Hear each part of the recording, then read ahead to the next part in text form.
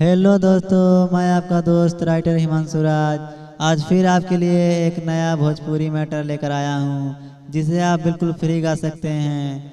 दोस्तों, वीडियो को आप ज़रा सा भी स्किप ना करें।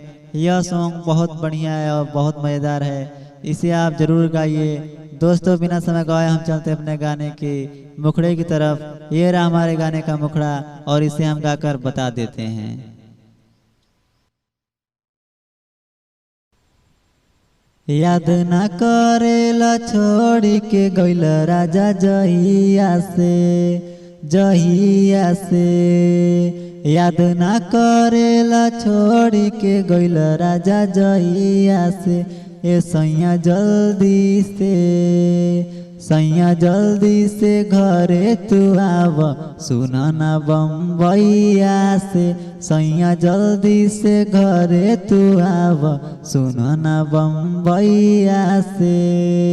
याद ना करेला छोड़ के गइल राजा जहिया से। याद ना करेला छोड़ के गइल राजा जहिया से। ए सैया जल्दी से घरे तू आव, सुना ना बम्बैया से। सैया जल्दी से घरे तू आजा, सुना ना बम्बैया से।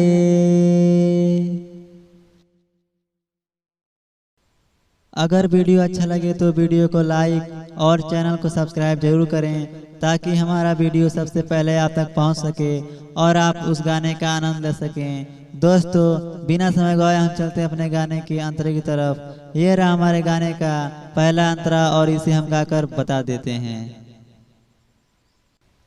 अब तनी दियो नावे आधी रतिया ले पिया, याद बहुते सतावे कुके हमारो जिया।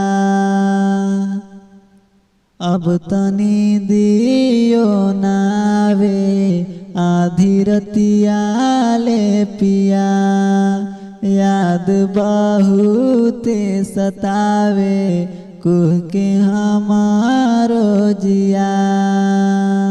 सच बात कह प्यार हमसे करेला कि रुपैया से। सच बात कह प्यार हमसे करेला कि रुपैया से। ए सैया जल्दी से, ए राजा जल्दी से घरे तू आव, सुना ना बम्बैया से। सैया जल्दी से घरे तू आव, सुना ना बम्बैया से। दोस्तों, अगर आपको इस गाने का ट्रैक चाहिए तो इस नंबर पर संपर्क करें और आप हमसे कम खर्च में नया ट्रैक ले सकते हैं। दोस्तों, यह गाना गाने से पहले आप हमसे संपर्क जरूर करें। दोस्तों, इसमें आप सिंगर के जगह पर अपना नाम डाल सकते हैं, पर राइटर के जगह पर हिमांशु ही रहने दें। दोस्तों, यह सॉन्ग गाने से पहले आप हमसे संपर्क कर लें और फिर यह गाना आप फ्री में गा सकते हैं। दोस्तों, बिना समय गवाए हम चलते अपने गाने की तरफ। ये रहा हमारे गाने का लास्ट अंतरा और इसे हम गाकर बता देते हैं। लिखिले गीतिया हिमांशु हाल देखला के बाद, सोना सिंगर पियऊ कैला मोरा जिंदगी बर्बाद, मोरा जिंदगी बर्बाद। लिखले गीतिया देख हिमांशु हाल देखला के बाद, सोना सिंगर बलम कैला मोरा जिंदगी बर्बाद। जाला ना दर्द खैला पे कितनो दवाइया से। जाला ना दर्द खैला पे कितनो दवाइया के।